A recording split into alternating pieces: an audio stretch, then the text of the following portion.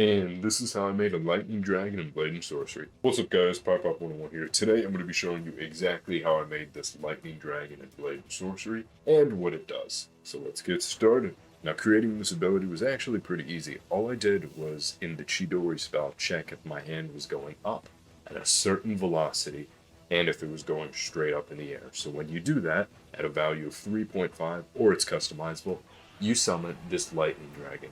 Now on collision, it explodes. Now breaking down the dragon, if I do it again.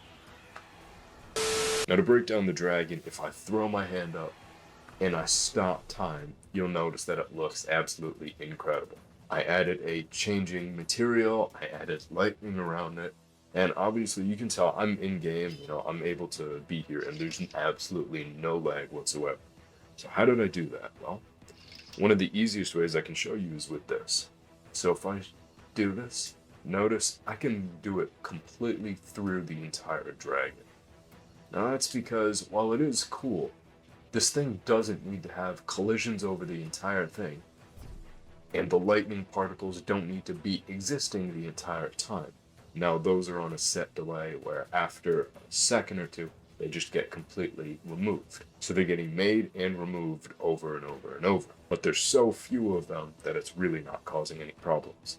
Now, the way that this dragon actually collides with stuff is there's a little bit of a sphere collider right on its nose. So since we're summoning it straight up and it's going down, the second that the nose collider hits, it explodes and plays the particles.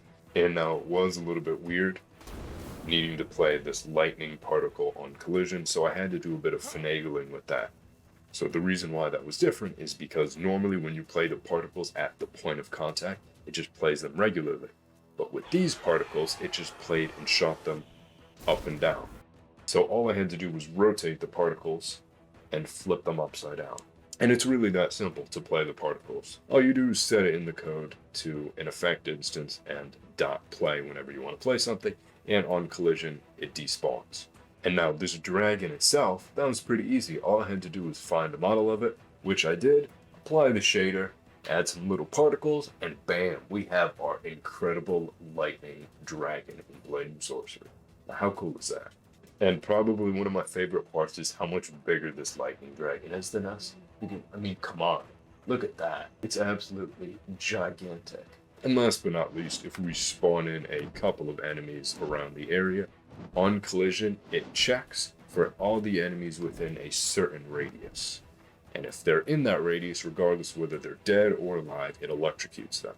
So if we select this Chidori, we grab it, and we do the time spell I can show you one more time.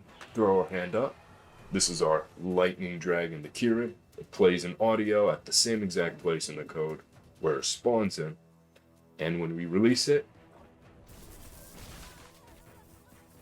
all enemies in the vicinity get electrocuted, except for ourselves, of course. And with an attack that powerful, they're obviously dead. And this is how I created a lightning dragon in Blade and Sorcery. If you guys liked this video, please leave a like, comment, and subscribe. It helps out the channel a ton. Thanks for watching.